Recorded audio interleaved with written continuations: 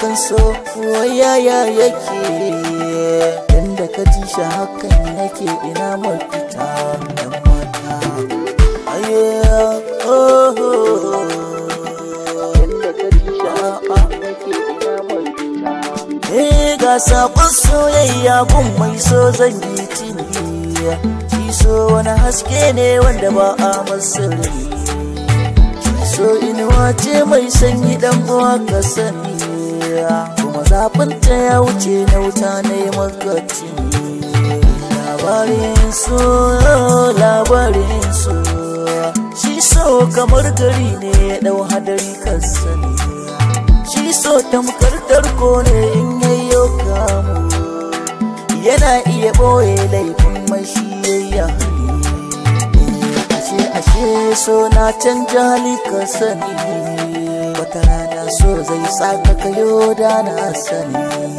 ga misalin so zuciya yake sa ta yi tabo ka duba uwa da ɗanta a gida in yana da wacce uwa ba ta san a ce ɗanta ne rago ko ya mata laifi so zai hana ta masa bugu kuma so zane ne ko na mutum an masa digo wani ya iya wani ko sai an yi masa riko soyayya ce soyayya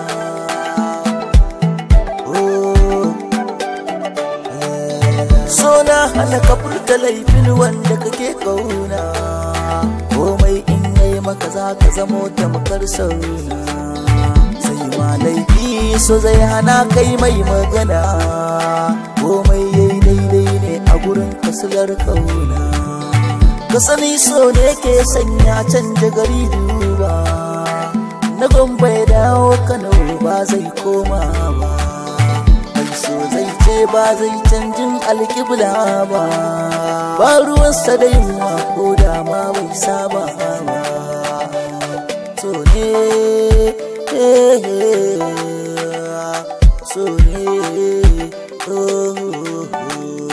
kallo ɗaya ne ke nunin saƙon ƙauna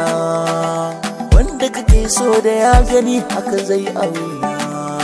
kuma shi so ba ruwansa da wawa ko sauna